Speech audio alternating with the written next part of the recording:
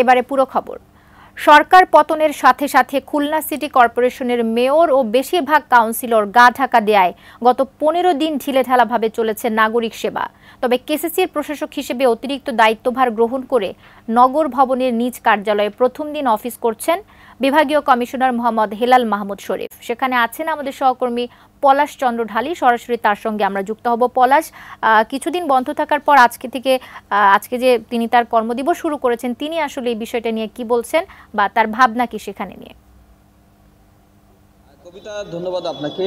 আপনি প্রথমে যেমনটি বলছিলেন যে যেহেতু সরকার পতন হয়েছে 5ই আগস্ট এবং তারপরে এই যে গত 15 দিন খুলনা সিটি কর্পোরেশনের সাবেক যে মেয়র ছিলেন তিনি কিন্তু গা ঢাকা দিয়েছিলেন, যে কারণে এই গত 15 দিন কিন্তু এই খুলনার যে নাগরিক সেবা সেটি কিন্তু বেশ ব্যাহত হয়েছে। আমরা বিভিন্ন সড়কে দেখেছি ময়লা আবর্জনা, অনেক জায়গায় কিন্তু দেখেছি নাগরিক ইউনিয়ন যে সকল সিটি কর্পোরেশনের যে সকল ওয়ার্ড কাউন্সিল অফিস আছে সেখানেও যে দেখছি নাগরিক সভা বিভিন্নভাবে ব্যাহত হচ্ছে।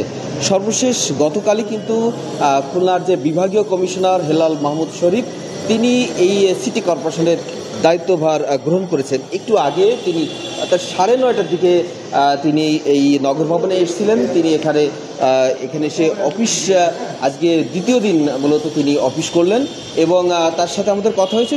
তার কাছে আমরা জানতে চেয়েছিলাম যে তিনি যেহেতু একটি বড় দায়িত্বে আছেন, খুলনা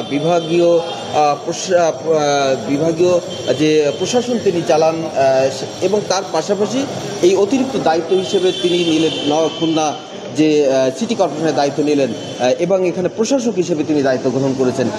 তার কাছে জানতে চেয়েছিলাম যে চলমান যে সকল কার্যক্রম সেগুলো কিভাবে চলবে। তিনি বলেছেন যে সকল কাজগুলো উন্নয়নমূলক যে সকল কাজ ছিল সেসব কাজগুলো কিন্তু যথারীতি চলবে এবং অন্যান্য সকল বিষয় যেহেতু আজকে তিনি এই অফিসে এসে সকলের সাথে পরিচিত হয়েছেন, সকলের কাছ থেকে খোঁজখবর নিচ্ছেন এবং একটু তো সময় লাগবে স্বাভাবিক কার্যক্রম শুরু হতে।